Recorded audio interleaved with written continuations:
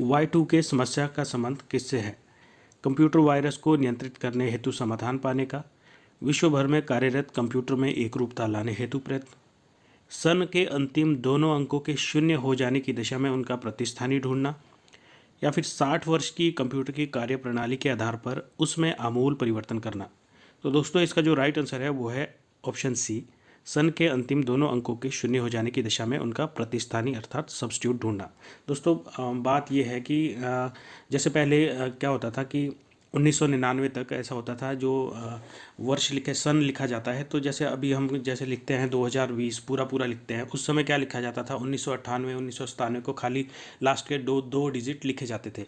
लेकिन हुआ ये कि 2000 जब सन 2000 आया तो वहाँ पे एक प्रॉब्लम होने लग गई कि जैसे 2000 लिखेंगे तो लास्ट में सिर्फ डबल ज़ीरो ही आएगा, तो उससे प्रॉब्लम क्रिएट हुई। तो उस प्रॉब्लम को सॉल्व करने के लिए 31 दिसंबर 1999 के बाद 1 जनवरी 2000 से जो लिखा गया वो पूरा पूरा Y2K लिखा गया। Y2K मतलब ईयर भी लिखा गया और साथ के साथ 1000 भी लिखा गया। मतलब जैसे 2000 है 2001 रहेगा, जिस तरह से अभी भी लिखते हैं जैसे 2020 कंप्लीट लिखा जाता है। ठीक है, तो आपको याद रखना है कि इसकी शुरुआत Y2K की शुरुआत कब की गई थी? ये की गई थी 1 जनवरी 2000 से। ठीक है दोस्तों, यदि आप JOA IT पोस्ट कोड 817 के लिए टेस्ट सीरीज ज्वाइन करना चाहते हैं तो परीक्षा ऐप ने टेस्ट सीरीज लॉन्च की है। डिस्क्रिप्शन में मैं ऐप का लिंक दे रहा हूं। वहां पे दोस्तों कुल मिला के आपको 20 टेस्ट मिलेंगे। वैसे तो वहां रेट 300 रुपए है, लेकिन आप उसमें 50% का डिस्काउंट पाने के लिए PST HP50 का कूपन कोड लगा के डिस्काउंट पा सकते हैं। दोस्तों टेस्ट सीरीज की खास बात यह है कि वहां पर आप टेस्ट देने के बाद अपना रैंक भी मालूम कर सकते हैं, और साथ ही साथ जब आप आंसर देखते हैं तो आपको वो विद एक्सप्लेनेशन उपलब्ध करवाया जाता है, जिससे कि आपकी स्टडी बेस्ट हो जाती है। तो जाइए खरीदिए, क्योंकि ज़्यादा रेट है नहीं और मार्केट में अवेलेबल टेस्ट सीरीज के मुकाबले ये काफ़ी अच्छी है और ये HPSSC के द्वारा बताए गए पैटर्न को पूरी तरह से फॉलो करते हैं। कंप्यूटर साक्षरता दिवस कब मनाया जाता है? 1 दिसंबर, 2 दिसंबर, 1 जनवरी या फिर 22 जनवरी? तो दोस्तों इसका जो राइट आंसर है वो है ऑप्शन बी, 2 दिसंबर को। तो आप इसको इस तरह से भी याद रखिए कि साल के अंतिम महीने में कंप्यूटर का साक्षरता दिवस मनाया जाता है, वो स्टार्टिंग में ही 2 दिसंबर को मनाया जाता है। ठीक है, इस तरह से याद रखिएगा, मतलब अगर जिसको याद नहीं है अभी तक। बैंकिंग लेन देन में ECS का अर्थ है access credit supervisor, extra cash status, या फिर एक्सचेंज क्लियरिंग स्टैंडर्ड्स, या फिर इलेक्ट्रॉनिक क्लियरिंग सर्विस।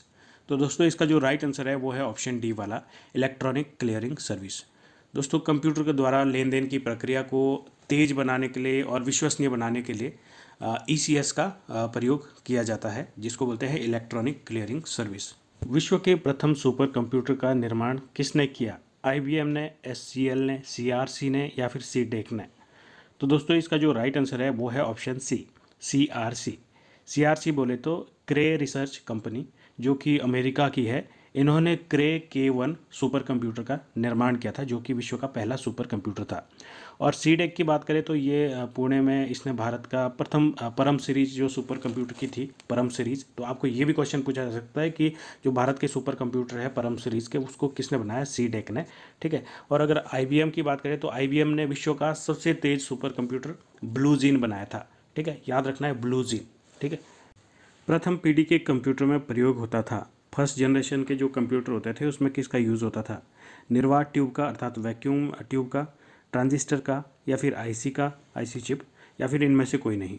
तो दोस्तों इसका जो राइट आंसर है वो है ऑप्शन ए, वैक्यूम ट्यूब का प्रयोग फर्स्ट जनरेशन के कंप्यूटर में होता था। फिफ्थ जनरेशन के कंप्यूटर में प्रयोग होते हैं SSIC, MSIC, VCSIC, या फिर ULSIC? तो दोस्तों इसका जो राइट आंसर है वो है ऑप्शन डी, ULSIC।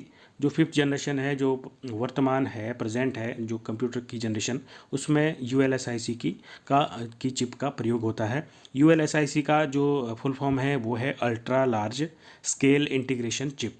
ठीक है, तो चलिए बढ़ते हैं नेक्स्ट क्वेश्चन पे। विश्व का प्रथम इलेक्ट्रॉनिक कंप्यूटर है ENIAC, UNIVAC, Mark 1, या फिर इनमें से कोई नहीं? तो दोस्तों इसका जो राइट आंसर है वो है ऑप्शन ए, ENIAC। दोस्तों ENIAC की अगर फुल फॉर्म की बात की जाए तो वो होती है electronic numericals integrator and calculator. याद रखिएगा, काफ़ी इंपॉर्टेंट है, एग्जाम में पूछी जाती है। और साथ ही साथ आपको बता दूं जो ये ENIAC कंप्यूटर है, विश्व का पहला इलेक्ट्रॉनिक कंप्यूटर, इसकी स्थापना इसको बनाया गया था 1946 में। किसके द्वारा? JP एकर्ट और जॉन मूचली के द्वारा इस कंप्यूटर का निर्माण किया गया था। ठीक है, IC चिप्स का निर्माण किया जाता है फाइबर से, सेमीकंडक्टर से, प्लास्टिक से या फिर इनमें से कोई नहीं। तो दोस्तों इसका जो राइट आंसर है वो है ऑप्शन बी, सेमीकंडक्टर से। किसने लेज़र का आविष्कार किया? Theodore Memon, Dennis Papin, William cotton या फिर फ्रांसिस क्रिक? तो दोस्तों इसका जो राइट आंसर है वो है ऑप्शन ए, थियोडर मैमन ने लेज़र का आविष्कार किया। और कई बार एग्जाम में लेज़र की फुल फॉर्म पूछी जाती है, light amplification by stimulated emission of radiation. निम्नलिखित में से कौन सर्वाधिक तीव्र गति का प्रिंटर है? Jet printer, laser printer, dot matrix printer या फिर मर्मल प्रिंटर? तो दोस्तों इसका जो राइट आंसर है वो है लेज़र प्रिंटर। लेज़र प्रिंटर सबसे तेज गति का प्रिंटर होता है दोस्तों। ठीक है, तो चलिए बढ़ते हैं नेक्स्ट क्वेश्चन पे। बैंकों में चेक व ड्राफ्ट में किसका प्रयोग किया जाता है? बार कोड का, माइकर का, OMR का या फिर UPC का? तो दोस्तों इसका जो राइट आंसर है वो है ऑप्शन बी, MICR, माइकर कोड का बैंकों में चेक तथा ड्राफ्ट के शीघ्र भुगतान और उसके फ्रॉड को रोकने के लिए इस कोड का प्रयोग किया जाता है। इसमें विशेष चुंबकीय स्याही से विशेष प्रकार से लिखे अक्षरों को कंप्यूटर की सहायता से पढ़ा जाता है।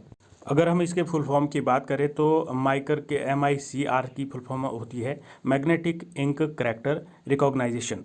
ठीक है, तो चलिए बढ़ते हैं नेक्स्ट क्वेश्चन पे। कंप्यूटर का बिल्ट इन मेमोरी है रोम, प्रोम, EEPROM या फिर रैम? तो दोस्तों इसका जो राइट आंसर है वो है ऑप्शन ए, रोम। तो दोस्तों सबसे पहले आपको रोम की फुल फॉर्म पता होनी चाहिए। इसकी फुल फॉर्म होती है रीड ऑनली मेमोरी। दोस्तों इस मेमोरी को स्थायी मेमोरी बोला जाता है। अगर हम इंग्लिश में बात करें जो कि एग्जाम में बार बार कन्फ्यूजिंग होता है, तो इसको बोलते हैं नॉन वॉलेटाइल मेमोरी। ठीक है, ये स्थायी मेमोरी होती है जिसमें सूचनाओं को बदला नहीं जा सकता। कंप्यूटर में सप्लाई बंद हो जाने पर भी सूचनाएं इसमें सुरक्षित रहती है।